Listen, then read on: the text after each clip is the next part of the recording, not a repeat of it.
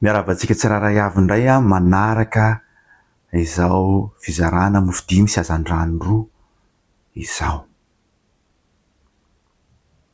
Ny asa de fitahiana fa tsy ozona. Ny asa de fitahiana fa tsy ozona.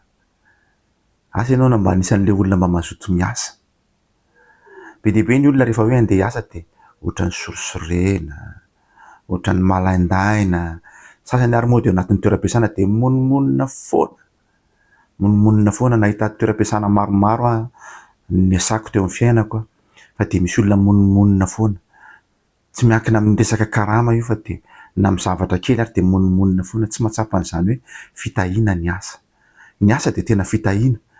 Izao mahatonga ny tenin'izany hoe fitahiana ny asa fa tsy ozona. Talohan'ny nahalavony Adama sy Eva dia napetraka tao amin'ny sahiedena izy ireo mba hiasa sy hitandrina ny sa, hiasa sy hiambina ny sa. Izany efa niasa zany Adama sy Eva talohan'izay fotoana izay. Fa rehefa lavo Adama sy Eva dia izay vao tonga ny ozona ho an'ny tany. Ny tany vao ozona fa tsy ny asa. Ny tany vao ozona fa tsy ny asa. Andao izy rehevantsika vetivety ao amin'ny Genesis toko 7, 17, 7, 7, somary fitopitianiko ilay fa rehefa manam-potoana nareo dia afaka mamaky azy tsara. 17 dia izao ny tenenin'Andriamanitra tamin'ny Adama: vao ozona ny tany no izay nataonao. Teo zany vao ozona ny tany. Ny fotoana nametrahana ny Adama sy Eva tao amin'ny sahiedena hatramin'ny fotoana nalavony dia tsy voafaritra. Fa azo heverina hoe fa niasa Adama sy Eva. Ary izay mahatonga n'ity teny soatra masina ity nametraka tsara hoe no nataon'izy ireo dia reto avy ny zavatra mitranga noho ilay fahotana zany. 17, aniry tsilo sy ero anao izy. Ny tsilo zany endrika fanoherana zany raha ny soatra masina ny jerena.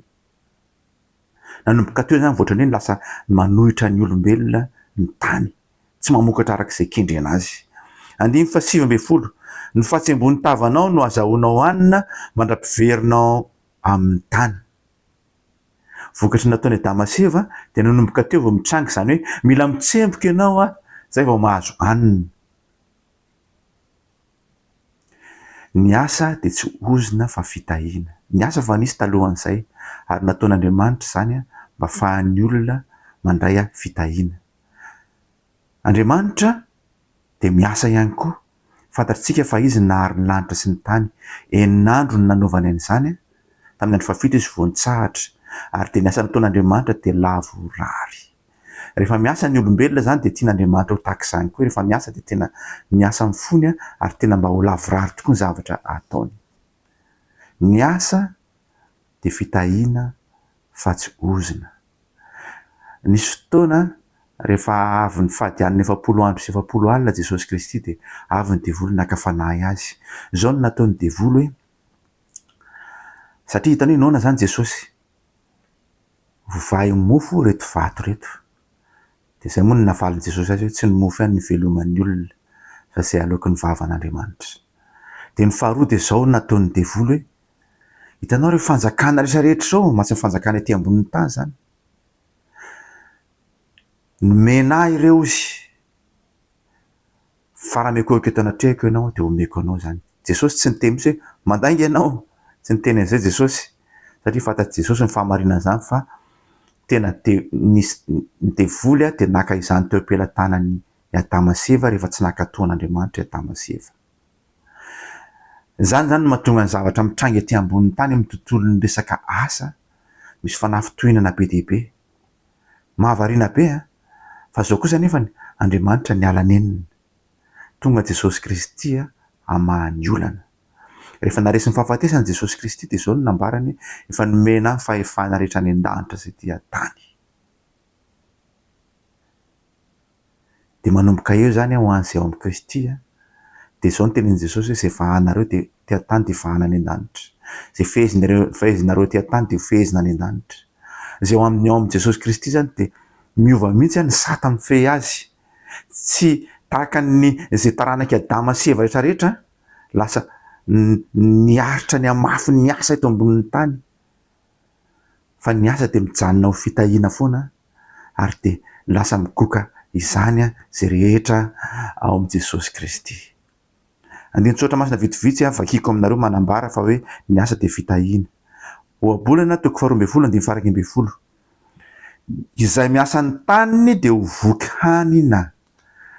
Zany eo amin'ny toerana zay misy anao de tena ataonao mifo tokoa, miasa tsara ianao de ho voky hanina ianao. Mety ny talentanao io, mety tsy fantatroko hoe amin'ny toerana zay ametrahana anao de zay miasa ny taniny de ho voky hanina hozy ny soratra masina. Ohabolana toko 10:11. Mampanakarena ny tanan'ny mazoto. Mampanakarena ny tanan'ny mazoto. Tsika tsy miady hoe ho mpanan-karena be eto ambonin'ny tany, miariarena ho any an-danitra tsika fa zao omenanao zay zavatra ilainao rehetra raha mazoto ny tananao. Mazoto miasa, ny asa fitahiana fa tsy ozina. Eo amin'ny toko 13:11 koa de zao hoe ny fanahin'ny kamo maniry fa tsy mba mahazo, fa ny fanahin'ny mazoto ho atavezina. Ny fanahin'ny kamo maniry fa tsy mba mahazo. Tanareo misy olona rehefa any am-piasana de ohatrany hoe ny hatsenanina tsara noho ny aty amintsika. Ny hatsenanina tsara noho ny aty amintsika. Za zany tena tsy mazoto mihitsy fa ny aty zao ny tsara. Reny le olona miravoravo tanana, menimena, kamo aka, za tsy mahavita, mandreraka be. Fa ny fanahin'ny mazoto izy de ho atavezina. Ny tanan'ny mazoto no anapaka. Eo amin'ny 12 ndray zay, 14:20. Ny tanan'ny mazoto no anapaka. Fa izay miravoravo tanana dia ampanompoana. Ampanompoany devoly zay olona miravoravo tanana kamokamo miasa. Fa raha mazoto ianao de miara-manjaka amin'ny Kristy hanapaka. Miara-manjaka amin'ny Kristy hanapaka amin'izay tranga rehetrarehetra manoloana anao. Miara-manjaka amin'ny Kristy zay ao amin'ny Kristy. Ninona mety ho toetra mpitondra? Zao mivolaza ny soratra masina Efesianina toko 4:5. Ianareo mpanompo maneke ny tomponareo araka ny nofo, amin'ny fatahorana sy fangovitana, amin'ny fahatsorany fonareo toy ny fanekena ny Kristy. Na de tsy mpino an'Andriamanitra ary ny mpampiasanao, tahaka ny ho an'ny Kristy iny anaovanao ny asa. Zany ataovy amin'ny fo tahaka ny ho an'ny Kristy ny asa. Aoka andeha amin'ny fatahorana sy ny fangovitana, zany hoe amin'ny fanajana tanteraka. Mampatsiaro ny tantaran'i Josefa any amin'ny Genesis toko 7:30, 8:30, 7:30 any. Nandalo fizarana be Josefa namidy ny rahalahy izy de le olona nividy azy rehefa tonga tany Egipta de nivarotra azy tamin'ny olona tany Egipta indray de Potifara tamin'izany no nividy azy. Zany rehefa vidin'olona tahaka izany ianao tamin'izany de ianao tsy mana-tsafidy fa zay ampanaoviny ianao de manao ianao. De nefa nanao tamin'ny fony mihitsy Josefa ary Andriamanitra de nomba azy. Nomba azy Andriamanitra. Hitan'ny Potifara zany de nampandreketin'ny Potifara azy daholo ny zava-rehetra nataony satria ny zava-rehetra tao an-trano afa-tsy ny vadiny ihany, satria hitan'ny Potifara fa tena momba azy Andriamanitra. Rehefa avy eo moa ny vadiny namorona tantara ratsy ho anazy de lasa natsipy tany amin'ny tany ampigadrana i Josefa, fantatsika koa ny toy ny tantara. Fa na tany ampigadrana ary de mbola namiratra ihany satria niasa tsara izy. Ary de ny tao ampigadrana de nahita azy ohatr'izay de nampiakatra azy ho mpiandraikitra. Namena andraikitra izy de namirapiratra foana zany Josefa tamin'ny toerana izay nisy anazy, nazoto niasa izy. Avy eo ren'ny Farao ny amin'ny talenta izay ananany amin'ny famantarana ny nofy de nakary ny Farao ihany koa izy de mbola niakatra ihany.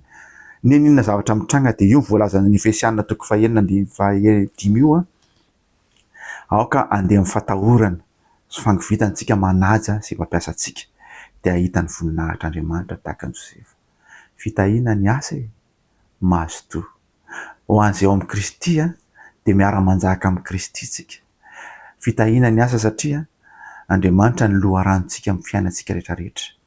Raha tian'Andriamanitra ianao de mazoto miasa. Mazoto miasa koa ianao satria tianao ny ankohonanao. Ary mazoto miasa satria ho tahiana ianao ary ho fitahiana ho an'ny hafa. Mazoto miasa satria miara-manjaka amin'ny Kristy tsika.